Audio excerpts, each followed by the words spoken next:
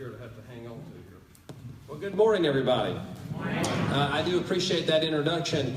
I promise I will not be speaking at every chamber event from now until the end of the year, but I do appreciate the fact that you allowed me to come back-to-back meetings. The reason I did that is because I didn't want the first time you ever saw me for me to talk about what our challenges were. So I wanted to at least take last month to take an opportunity to talk about the exciting time it is to be in Lexington 1. We did talk last month a lot about building a leadership pipeline to make sure that our schools are staffed with principals who are ready to lead our community into the future. We talked last time about the importance of customer service. You heard we changed the name of our district office from the district office to Central Services with the key focus on to serve. Our purpose is to serve not only our schools and our teachers and our students, but also to serve our community. And those are the issues, and we talked a lot about strategic planning last month, if I'm not mistaken. The idea of focusing our priorities, because having too many priorities, as you know, is the same thing as having no priorities. And it is an exciting time to be a part of Lexington 1. My family and I have absolutely loved living here over the last year, and we're excited about what the future holds. What I would like to talk a little bit about this month is to highlight some of the challenges that we're facing. And I really believe that preparing for growth and planning for growth, when you think about it, what it's going to look like over the next 20 years, is going to be absolutely crucial for the success of our school district as well as the success of our community. Let me just fix my notes here just a second. So who are we? I'm going to try to make this happen. I've got, like I said, a lot of things. Oh, point it that way? Oh, sorry. I'm looking one way, pointing another, and I have a microphone. And I'm checking notes at the same time. That's pretty good. So who are we in Lexington 1, and how fast are we growing as a school district? Well, you may not know this, but we have 31 schools in Lexington 1. We have approximately 26,000 students. We employ just over 3,700 employees, not including substitutes. We are the 8th largest school district in South Carolina, and we're growing by about 500 students a year. That's about a small elementary school a year is what we're growing by. Of course, that's tough to keep up with in terms of growth, but we are growing by about a small elementary school a year, and we have 150 portables in our system, which is the equivalent of 3 more schools. And so we have about 3 additional schools in portables. So we have a lot of growth happening, and being one of the fastest growing school districts in South Carolina, there's a lot of opportunity there, but there's also a lot of challenge. Just to show you what that's looked like for us over the last 5 or 6 years or so, the growth has been pretty steady along the way. So we continue to, and I'm going to show you some information here in a moment, that we predict that this is not only going to continue, but it's going to increase. So hold on, sorry. So we look a lot of information we look at the census as one of the predictions that we look like about growth, and you'll see this year stops in 2010. But watch what happens from 2010 to 2040. Well, or it's not showing up. There you go. Hold on. I want you to notice this trend line here. Probably see that pointer. See, it's all about steady growth, but look what happens to that growth line. Not only is our community going to continue to grow, but again, the idea is that it's going to increase in intensity, and we need to be prepared for that. And when we think about what we're going to look like, we'll show you another bit of information. This is from the Central Midlands Council of Governments. The point of these predictions, and I don't know that every prediction will be perfect, but the point of these predictions, we're not going to be at 26,000 kids in 2040. We're going to be closer to 50,000 students in 2040. And we have to start preparing for those 50,000 kids today. We cannot wait to 2040 to say, oh, what are we going to do with these 50,000 kids? We have to start laying that foundation today to be prepared for that, so we can continue the level of excellence that you demand as a community. These came from us, the county provided these, and we were very thankful about the kind of data that they give us because it really helps our planning. And Odie mentioned I was an English teacher. And so sometimes these charts and numbers and all that kind of stuff, I don't like paying attention to that. I like more of a visual representation of growth in our area. So this is 2010. Now, I'm not a native of Lexington, as you can imagine, but this is I-20. That is Highway 1, and that is Highway 378. Everybody with me where you are? Right? What I want you to pay attention to for the first moment here, this is Highway 378. I want you to pay attention to this area right here about the prediction of what's going to happen to the population. Now, just if you'll take a look over here, the darker the population or the darker the color, the more dense the population. Is everybody with me on orientation to the map? All right, so here we go. That's where it's going to look. Oh, we'll get there. Oh, 2020, 2030, 2040. Everybody see what happened right around here? That's where we were looking. Let's go back. Sometimes it takes a couple times. All right, let's look at it again. Just so you'll see what happens. All right, now I live right down, oh, sorry, not there. I don't live on that chart. I live, well, maybe not. There we go. All right, so I live right down here, this Longs Pond Road. Isn't that right, Jeff? Am I close about Longs Pond Road right there? So I live right in there. So take a look. Let's look at where I'm living right around this area and kind of in this area here next. That's a lot of neighborhoods. Okay, yeah, it's good, right? And we're in the people business. I love people. Remember, we're in the kid business, so we like that. All right, so the last thing I want to show you on these, I don't want to belabor this point, but also just kind of, if you look at it and just kind of pay attention to the edges this time, just all the way around, and I'll start from 2020. Just look at the edges and where we begin to sprawl outward.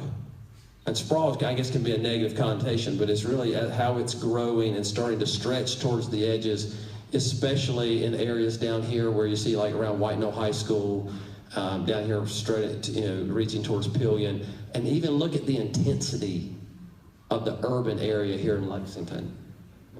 Okay, that urban area there looks an awful lot like, if you'll go back, that right there looks a whole lot like that, and everybody knows that's Columbia. If you want to look at the darkness there by 2040 in Lexington. Yeah, so the picture is worth 1,000 words, and that is what that's what we're planning for, and that's what we're prepping for. Now I got to be honest. Now I talked to some folks beforehand. I've lived in 3 communities in North Carolina: Wilkesboro, in northwestern North Carolina. I was superintendent in Mount Airy, which is where Andy Griffith was from, in Mayberry.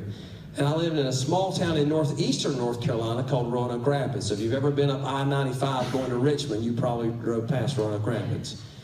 Those are communities that are really struggling to find relevance. When the manufacturing jobs went away in the late 90s and early 2000s, and those mills left, those communities are no longer talking about how we handle growth, even though once upon a time Wilkesboro and Mount Airy had per capita more millionaires in it than any other place in the country. Those communities are worried about what's happening to their talent, where their brain drain is taking place. Young people who are graduating high school who are not sticking around, they're moving to Winston and to Charlotte and to Raleigh and to Greenville, North Carolina, those types of places.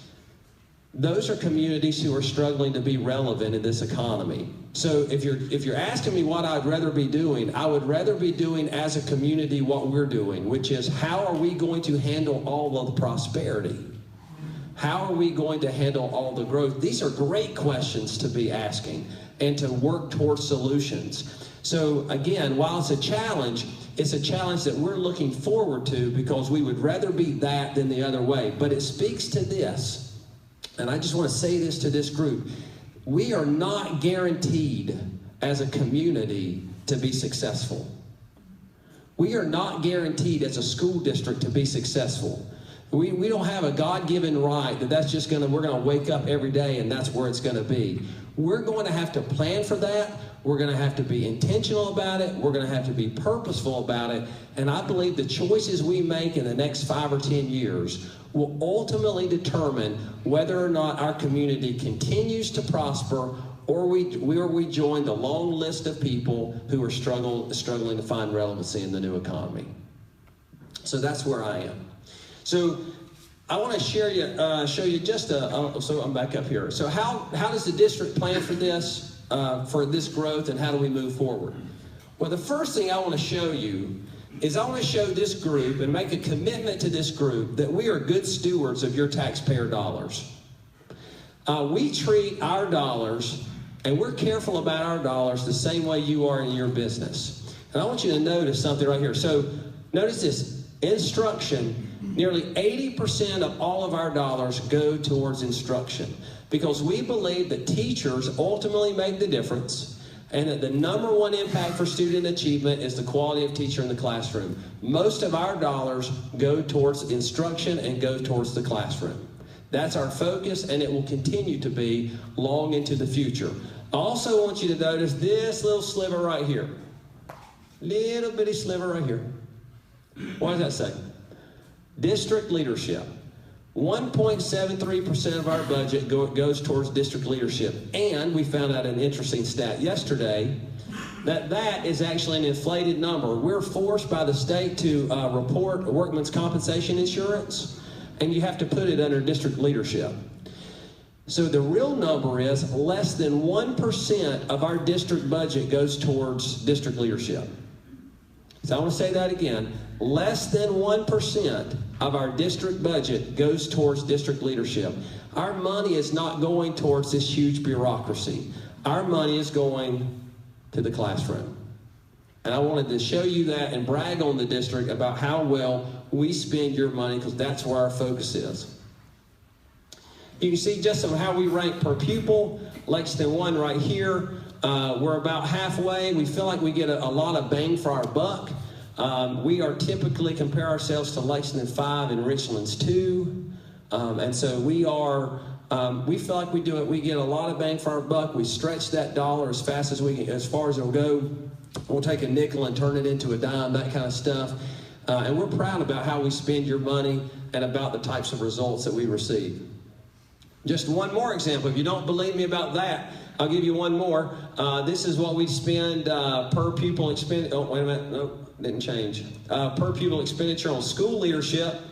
You'll see where we're located down there. We spend less on school level leadership as well, because the majority of our money is going towards the classroom. So over the next 5 years, we plan on looking at 3 different strategies to help deal with the growth. And we're going to get to funding in just a second. But I want to talk to you about the strategies we're going to use to deal with growth. One is on February the 21st, we're going to present to our school board some options about how we handle growth. And we're going to present a 5-year growth plan to our school board and for them to consider. One of those strategies is going to be to rezone schools. Now, anytime you talk about rezoning, everybody gets a little nervous. It happens all the time. In the past, in our school district, we have only rezoned when we opened a new school. But the growth and some of our facilities, especially in that Meadow Glen area, the growth there has become so intense that it's outpaced the capacity of those buildings to handle those students. So we're going to have some conversations about rezoning and provide the school board some options about how we can balance out our facilities and perhaps shift some students to some facilities where the growth is not as intense. Now, we're growing as a school district, but we have areas that aren't growing as fast as some other areas, and so we're going to have to look through that. We also are going to take a look at the idea of building new schools outside of the bond referendum. We're exploring those options right now, and we hope to present some options to our school board as well and as part of this 5-year growth plan. That's going to be absolutely essential. See, the truth is, and the reason why we're rezoning is we cannot wait for those new schools to come into place. I mean, we have already, for example, Meadow Glen Middle School 1,200 students at Meadow Glen Middle School, and they're growing by about 100 students a year. Meadow Glen Elementary School is right at 1,100 kids. Again, that's an elementary school. We don't like our elementary schools to be that big, and they're growing by 50 and 60 kids a year. So we're going to have to look at, we're going to need to build some new see if we can build a new school before even the bond referendum goes, because we're in need of that now. And then, of course, we have a future bond referendum that we're going to have to consider, and that's going to be critical. Now, remember, I talked about all those kids that are going to be here in 2040, and we've got to be prepared for that. A bond referendum in 2018, we do plan on having more conversations about this, but that's going to be vital for us to set the foundation for us to prepare for those kids who are coming and for that intensity and increase in growth. I do want to make a point that in part of the bond referendum, we'll do a facility study, we'll get a community group together, all of those things will be part of it, and then we'll ultimately make recommendations to the board. But I want to brag about this one right here, this 2008 bond referendum. I want to brag on this for just a second. So in 2008, the board, obviously before my time, but the board promised the community we would not raise millage by more than 12 mills over a 5-year period of time. In 2008, over 5 years. The district, I just want to make sure my numbers are right, the district since 2008 has only increased millage for capital projects by 5 mills. They promised in 2008 they wouldn't do it by more than 12. And in the last 8 years, they've only increased it by 5. Your school board and the district employees, again, well before me, but with now me being your superintendent, I want to assure you that we are going to spend your tax dollars responsibly. We're dealing with a lot of growth, but we've issued $336 million in bonds since 2008 and only increased it by the capital cost by 5 mills. That's an incredible use of resources and fiscal responsibility. And that's just something that I always want to encourage our community to know, that we are using your tax debt. We're growing, we're being progressive, but we're also being fiscally conservative. So obviously there are funding issues, and I appreciate the fact that Senator Massey's here today, because he's never heard about any of these, I'm sure.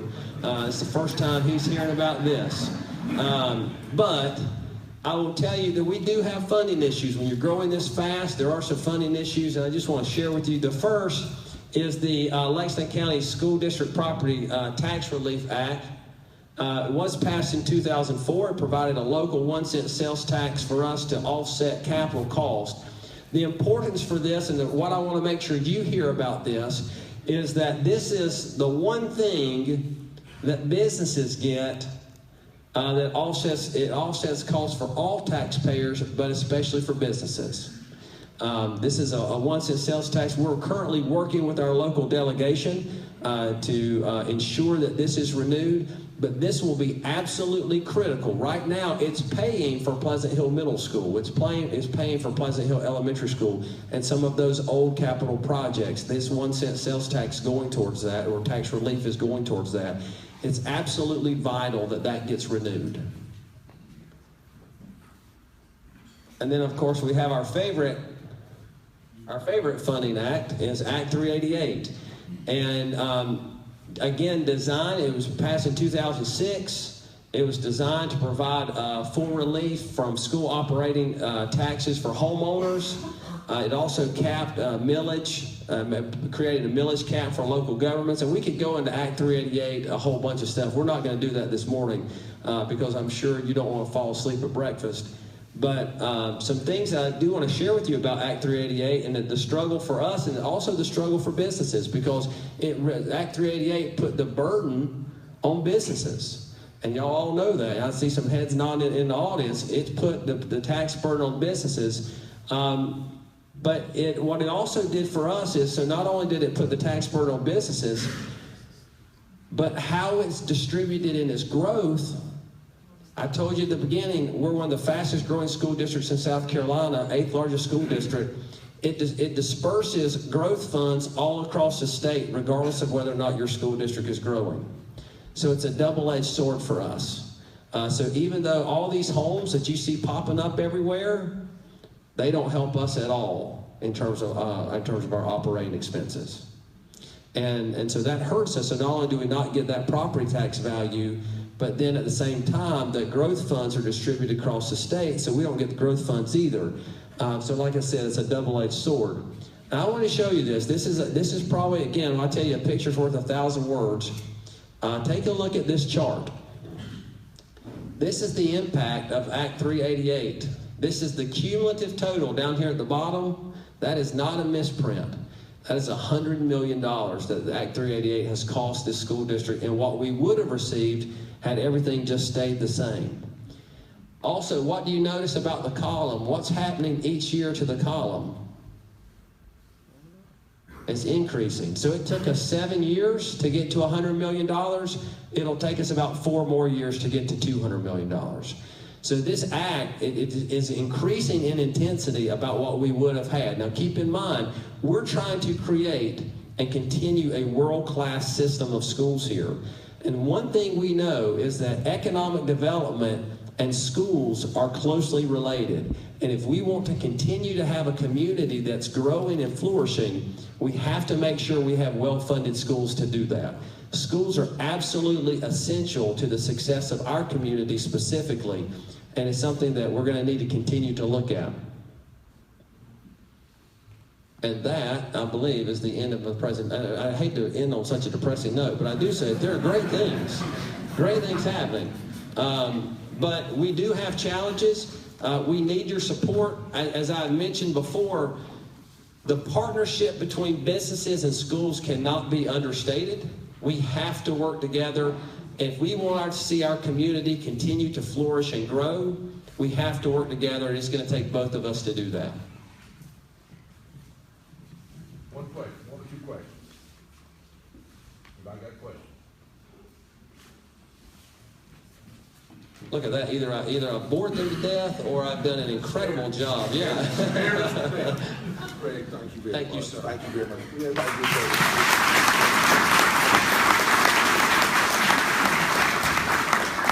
What I want to say before we jump to that, if you look at that $100 million, guess who's paying that? People in this room. And in 2006, when I was at the state chamber, we opposed Act 388 for the very reason that Greg talked about, that we could not fund our schools, nor could we afford businesses to pay any more taxes than what they're doing. So you can look at pretty substantial increases down the road if nothing else changes. And we're glad that the school district is really looking forward to how to solve these problems now, Greg, because it really is going to be a monumental problem that the school district is going to have to handle. One of the things you might have seen in the last couple of weeks, I'm glad Mayor McDougal's here. I went and listened to his State of the Town address last Monday, and the town is talking about strategies for addressing future growth. We hear Greg and them talking about future growth. We're talking to Joe Murgo in the county about future growth, and really, all these groups have to come together with the business community to talk about a growth plan for how we're going to handle it, because the schools got to know what the county's going to be doing with roads and where they're putting schools. The town's got to know what to do to be able to handle traffic, getting through our roadways and things of that sort. So a growth plan for the next 10 or 15 years is very important, and we hope that we can bring county, the schools, and the city together to have a growth plan that we can really kind of anticipate what Lexington community is going to look like and how we anticipate growth and anticipate problems that we see 20 or 30 years down the road, so we're not impacted by our lack of vision 20 or 30 years ago, particularly on infrastructure and things of that sort. So, Greg, thank you for your comments. I think they were pointed. I think the quietness, I think, was a little bit, we all know it's there. We just got to figure out how to help you solve that problem. But I think the business community stands strong and will stand there to help the school district, the town, and the county do what we need to do to keep a vibrant community and a great quality of life for our businesses and our citizens. In closing, we got some door prizes, Sandra. We got cards somewhere. Okay. I got these. Yeah. So, who? The cards are in your pocket.